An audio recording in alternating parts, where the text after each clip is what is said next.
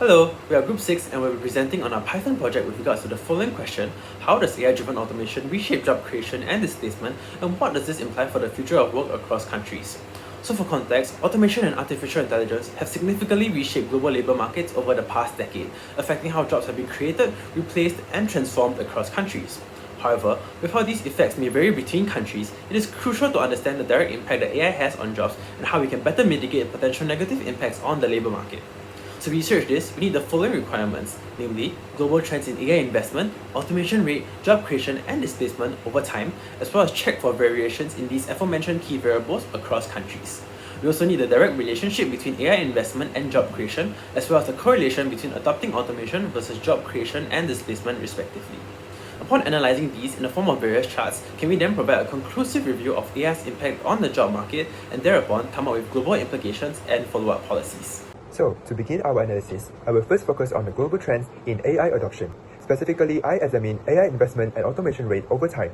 This is important because it shows how fast AI is growing and sets the foundation for understanding its impact on jobs.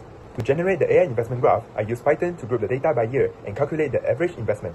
The key technique here is using group by and aggregation, followed by plotting the trend using matplotlib. The rest of the code mainly focuses on formatting the graph for better visual clarity. Similarly, for the automation rate, I apply the same technique, grouping the data by year and plotting the trend. I also added markers and labels to highlight key values. So overall, both graphs are generated using the same data processing and visualization approach. Instead of going through every detail, let me highlight what matters. We can see that AI investment increases steadily over time, while automation rate rises from around 22% to over 30%. This shows that AI growth is consistent and not a short-term trend. More importantly, the parallel movement suggests that higher investment is closely associated with increased automation. So overall, AI is becoming a core driver of economic transformation. This leads to the next question: what does this mean for the labor market? To answer this, I analyzed job creation, job displacement, and net job creation over time. This helped us evaluate whether AI leads to job loss or actually creates more opportunities.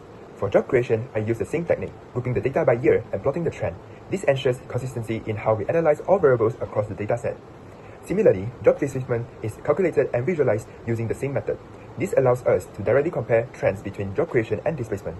Both job creation and job displacement increase over time. However, job creation is consistently higher than job displacement. So this suggests that AI both creates and replaces jobs, but the overall effect remains positive. In other words, creation is greater than displacement. To summarize this, I calculated net job creation by subtracting displacement from creation. Again, the same grouping and plotting techniques are applied here. From this chart, we can see that net job creation remains positive across all years. This means that more jobs are created than lost overall. So in conclusion, AI does not reduce employment. It reshapes the labor market, resulting in a net positive impact on jobs. However, an important question remains: is this positive impact consistent across different countries?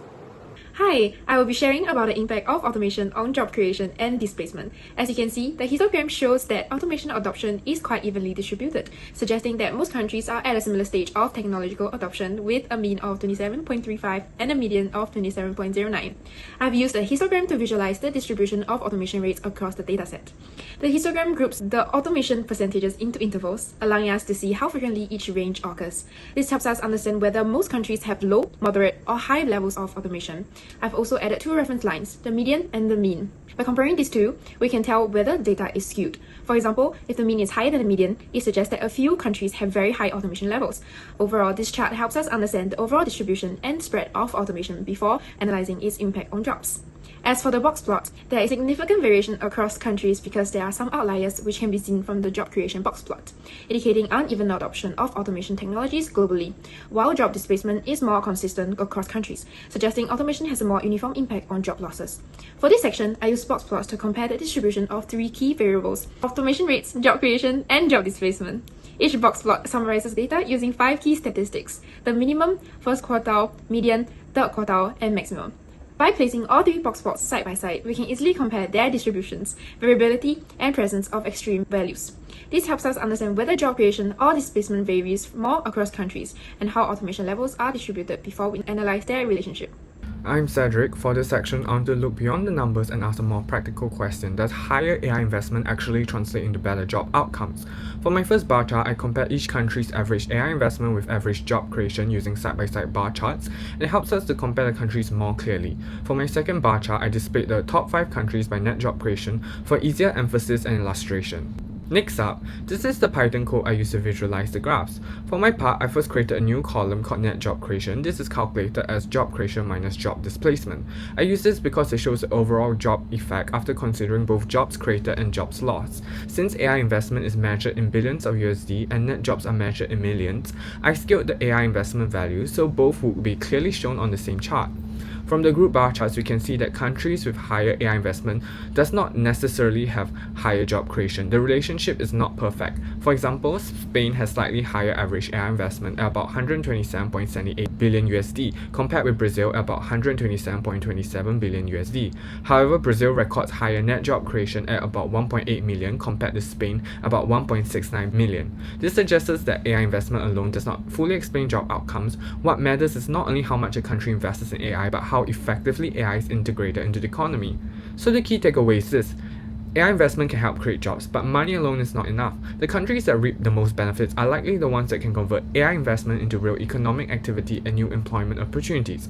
What I can surmise from this is that the way we measure outcomes matters. By using net job creation instead of job creation alone, we get a clearer picture of the actual labor market impact. This leads to the next question. If investment alone does not fully explain job outcomes, does automation itself reduce jobs, or does it reshape them? I'm Xiang, and I'll now be going through how automation directly influences job creation and displacement. While Cedric focused on the overall net labour market effect, my section breaks this down further by examining job creation and job displacement separately. To analyse this, I created two scatter plots, one comparing automation with job creation and the other with job displacement. For this, I chose scatter plots because they clearly illustrate the correlation between these variables. To construct this, I used the following code here in Python. To better visualize the relationships between the variables, I also got Python to draw regression lines as seen here. I also adjusted the scale of the second chart to be similar to the first chart, which allows us to better compare the slopes of these two regression lines. Now, onto the two charts. Firstly, with automation against job creation, we can see that they have a weakly positive correlation, where an increased automation rate causes job creation to rise. However, as seen from the low R value of 0.24, this correlation is minimal. We can interpret this as automation complementing job creation, wherein instead of hindering the creation of jobs, it instead promotes it through creating new roles, thereby reshaping the labour market. However, it is noteworthy that this correlation is still weak despite being positive, likely due to other factors like economic conditions and policy changes, etc., which could actually be playing significant roles as well. To add on, we can look at chart 2, where there's a moderate correlation between automation rate and job displacement. We interpret this as automation leading to certain job types becoming obsolete, pushing workers to adapt to new industries, thereby increasing displacement. However, while positively correlated, the slope is ultimately gentle due to the volume of displaced jobs being proportionally small compared to the volume of created jobs as seen in the previous chart. Hence, while automation does result in job displacement, the effect is not proportionally large. With this, we can surmise the following. Automation does cause some job displacement, but the net effect is ultimately positive due to displacement being proportionally small combined with job creation increasing as well. Hence, this indicates that automation reshapes the economy rather than negatively impacting employment, creating new and varied jobs or pushing workers away from increasingly obsolete positions. And with this, we can now conclude our findings. I'm Ping Yang, and I'll be presenting on the conclusion and the key insights. After consolidating the different graphs and subsections, I've realized how useful Python is in this study. It allows us to transform datasets into graphs, making it easier to visualize trends, analyze patterns, and uncover key insights that supports our conclusion. Based on our findings, we have concluded that AI-driven automations have the potential to support positive employment outcomes globally, but these effects are often uneven and heavily dependent on country-specific conditions. In addition, innovation and adaptation takes time, which may explain why higher AI investments does not always equate to immediate job creation. At the same time, the long-term impact of AI remains uncertain. Given that there is only 10 years worth of data, AI is still in its early stage, making it difficult to tell whether these positive effects on employment will continue in the future. This is also reflected in our analysis, which shows a weak correlation between automation rates and job creation, and only a moderate correlation between automation rates and job displacement. Because of this uncertainty, preparation is essential. To get ready for AI, we have 3 recommendations. First, individuals should remain open-minded, continue learning, and keep up with AI development so that they can effectively work alongside AI.